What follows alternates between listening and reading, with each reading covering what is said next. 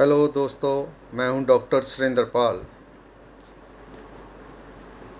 आज फिर हाजिर हूं एक नई वीडियो के साथ। दोस्तों, यह वीडियो बड़ी काम की है। आधी अधूरी देखकर मत छोड़ना, वरना आधे अधूरे लाभ को भी नहीं पा सकोगे और श्वास से निरोग तथा स्वस्थ रहने वाले अनमोल खजाने से वंचित रह जाओगे। इसलिए रिक्वेस्ट है, वीडियो पूरी देखना। और अगर आपने मेरे चैनल को अभी तक सब्सक्राइब नहीं किया है तो सब्सक्राइब जरूर कीजिएगा और लाइक भी कीजिएगा। चलिए वीडियो शुरू करते हैं। यह हम सब जानते हैं कि माँ के गर्भ में ही जब प्राण प्रवेश करते हैं तो होने वाले बच्चे के शरीर में हरकत शुरू हो जाती है। अगर किसी के शरीर से प्राण या श्वास निकल जाएं तो प्राण के निकलते ही शरीर मृत प्राय हो जाता है। इस प्रकार जन्म लेने से लेकर मृत्यु के अंतिम क्षण तक श्वास प्रश्वास की क्रिया निरंतर चलती रहती है। इससे श्वास प्रश्वास की जीवन के लिए महत्ता स्पष्ट हो जाती है।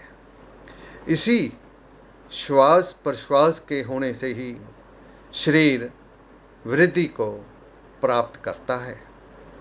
श्वास प्रश्वास से ही शरीर से विषैले तत्व बाहर निकल पाते हैं।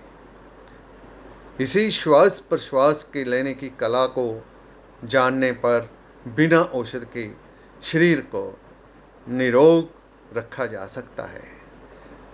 और इसी श्वास प्रश्वास के चलने रुकने की कला तथा इसके कौशल की सूक्ष्म से सूक्ष्म अथवा बारीक से बारीक जानकारी ही श्वास विज्ञान है। यह श्वास बाईं और दाईं दोनों नासिकापुटों से शरीर में प्रवेश तथा निकास करता है तथा शरीर में नई ऊर्जा और चेतना का संचार करता है। यह श्वास नासिका के दोनों छेदों या छिद्रों से एक ही समय एक साथ समान रूप से बहुत कम चला करता है। कभी कभार थोड़ी देर के लिए ही ऐसा होता है कि श्वास दोनों छेदों से समान रूप से बह रहा हो। एक नासिकापुट को दबाकर नासिका के दूसरे छेद से श्वास को निकालने पर साफ पता चल जाता है कि किस नासिका के छेद या छिद्र से श्वास ज़्यादा मात्रा में चल रहा है। अगर किसी में श्वास बंद हो, किसी नासिका के छिद्र में श्वास बंद हो, तो भी उंगली रखकर देखने से पता चल जाता है कि किस से कम चल रहा है और किस से ज़्यादा चल रहा है। बंद श्वास अगर किसी नासिका में हो, नासिका के छिद्र से बंद हो, तो उसे चलाने की विधि भी होती है। अब उसी विधि को मैं यहाँ बताने जा रहा हूँ। जिस नासिकापुट से श्वास सरलतापूर्वक बाहर निकल रहा हो, बह रहा हो, उससे दूसरी वाली नासिका के छेद उसी तरफ हाथ वाले अंगूठे की उंगली से बंद कर लें। जैसे कि मेरे राइट साइड से श्वास जो है, राइट साइड के नासिका छिद्र से श्वास जो है बह रहा है पूरी तरह से, अच्छी तरह से, तो इसी को मुझे बंद करना है। तो जिससे कम निकल रहा है या निकल नहीं रहा है, इससे पहले श्वास लूँगा राइट साइड के नासिकापुट से, फिर उसको बंद करके जिससे नहीं निकल रहा है उस नासिका छिद्र की तरफ इस श्वास को मैं बाहर की तरफ निकालूंगा, तो वो श्वास निकलना चाहिए। हाँ, अगर नहीं निकलेगा तो फिर क्या करना है? जो श्वास आपने लिया हुआ है उसको रोक के रखना, और जो बाएं वाली नासिका है उसकी हड्डी जो है उसके नीचे थोड़ा सा मांस होता है, ध्यान से देखिए।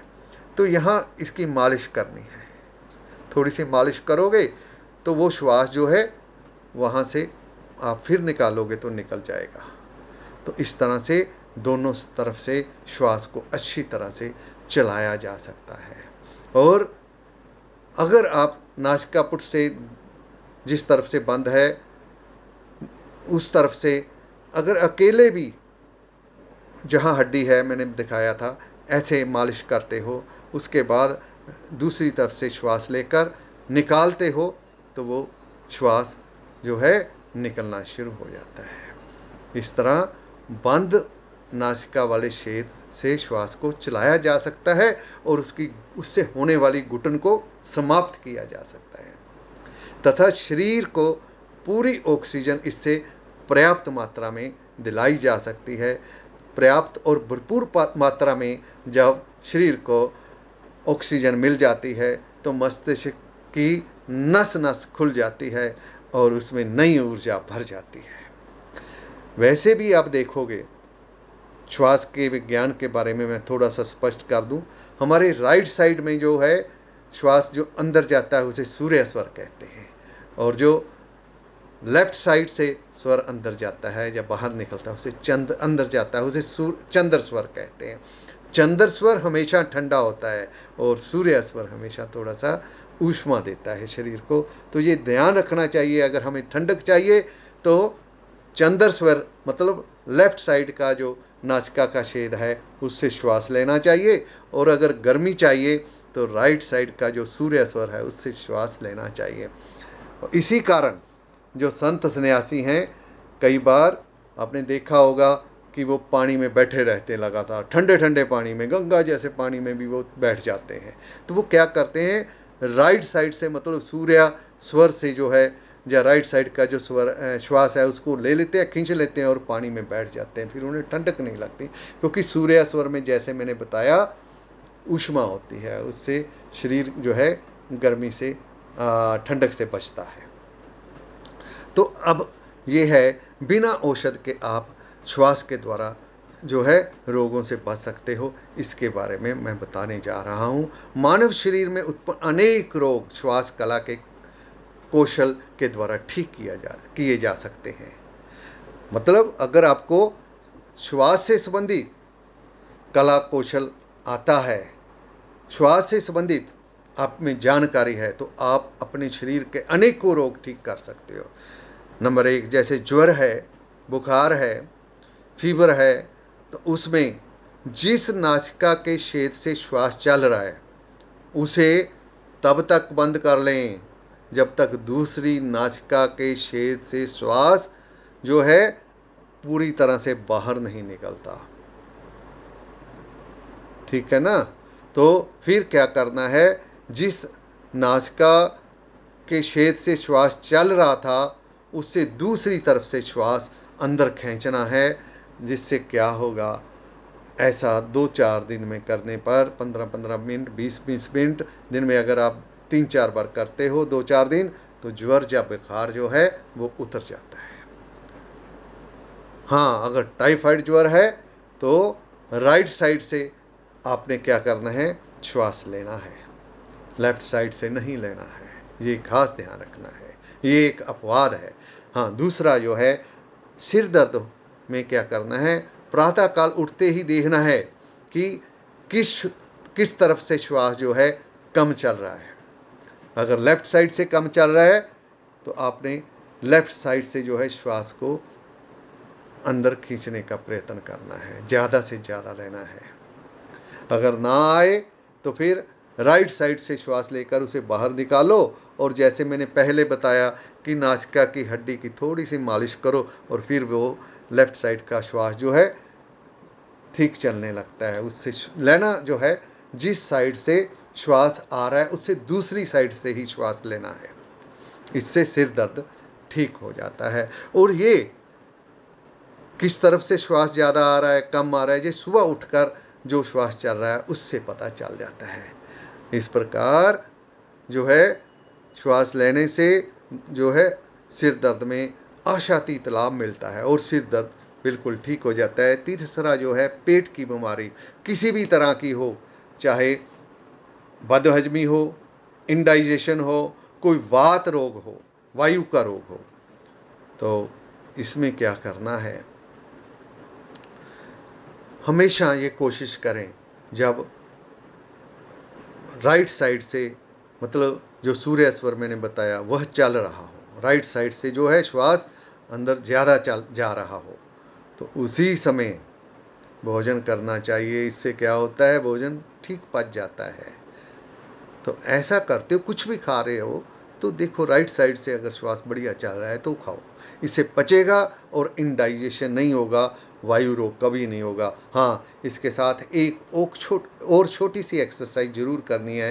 रात को खाना खाने के बाद जब लेटना है तो 15-20 मिनट बाईं करवट लेकर लेटना है, बाईं ओर मतलब लेटना है। इससे क्या होता है, खाना जल्दी हजम हो जाता है।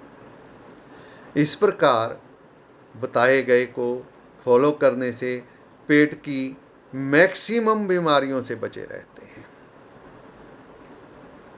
अब चौथा जो बताने जा रहा हूं वह है स्नायु या नर्वस सिस्टम से जुड़ी हुई कोई भी पीड़ा या दर्द शरीर में कहीं भी हो रही हो, जो नर्वस सिस्टम से जुड़ी हुई पीड़ा या दर्द है, उसके लिए ये ध्यान से सुनिए। नासिकापुट से जब श्वास चलता है, जिस तरफ से चल रहा है, देखें तो जिस तरफ से श्वास चलता है उसको बंद करो और दूसरी तरफ से क्या करो, श्वास लो। इससे क्या होता है, नर्वस सिस्टम की जो पीड़ा है, दर्द है, वो ठीक हो जाता है। जैसे मेरे राइट साइड से श्वास चल रहा है तो मैं क्या करूँगा, उसको बंद कर लूँगा और दूसरी तरफ से लेफ्ट साइड से श्वास लूँगा और निकालूंगा राइट साइड से।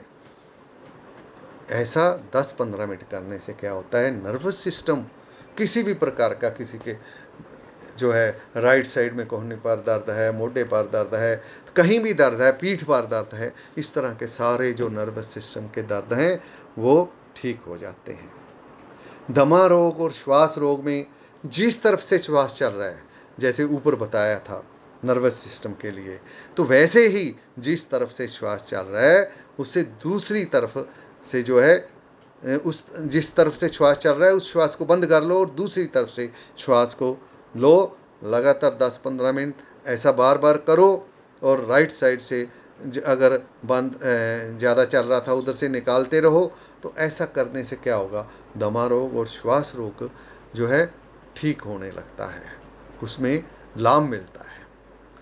अब छठा जो पॉइंट है वो है आँखों से संबंधित, आँखों के रोगों से संबंधित। पहले तो एक सामान्य ऐसी क्रिया बताऊंगा मैं। प्रतिदिन सुबह उठो जब तो मुंह में ठंडा पानी भर लो, ऐसे पानी को पीकर भर लो। उसके बाद आँखों में ठंडे ठंडे पानी के धीरे धीरे छींटे मारो, तो उससे क्या होता है, आँखों के जो रोग है, लालिमा आदि, वो ठीक हो जाते हैं, डस्ट भी बाहर निकलती है।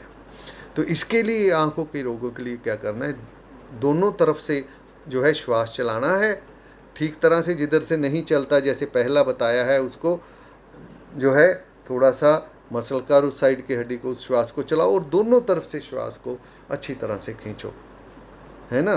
तो जितना आप सुबह सुबह 2-4 मिनट खींचोगे तो आँखों के रोगों से बचे रहते हैं। जैसे देखो, दोनों तरफ से ऐसे खींचना है। ये एक सामान्य सी क्रिया है, इसे करने से आँखों के रोगों से बचे रहते हैं, आँखों की एलर्जी से बचे रहते हैं। सातवां जो है, प्रतिदिन सुबह सुबह उठकर क्या करो, प्राणायाम करो। प्राणायाम करने से क्या होता है, शरीर को भरपूर मात्रा में ऑक्सीजन मिल जाता है और सारा शरीर एक नई ऊर्जा से सारा दिन भरा रहता है। और जब शरीर को खुलकर ऑक्सीजन मिलती है तो आधे रोग तो वैसे ही कट जाते हैं। इसलिए प्राणायाम जरूर करना चाहिए, उससे भरपूर मात्रा में श्वास लेनी चाहिए। ये नहीं कि एक बार की आप 5-4 मिनट अच्छी तरह से करो और उससे जो है शरीर रोगों से बचा रहता है, अच्छी श्वास मिल जाती है शरीर को जितनी चाहिए। आठवां जो है, जब कभी भी शरीर में थकान महसूस हो, ऊर्जा की कमी हो, तो भी क्या करना है, दोनों नासिका छिद्रों से धीरे धीरे श्वास को लेना है और तब तक लेना है, रुक जाओ फिर लो, रुक जाओ फिर लो, ऐसे करते रहना है 5-4 बार 10 बार।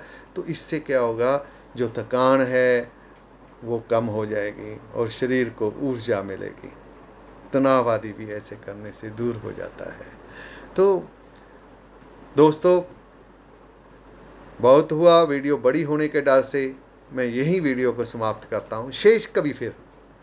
आपने मुझे समय दिया, अपना मूल्य समय दिया, उसके लिए धन्यवाद। फिर मिलेंगे एक नई वीडियो के साथ।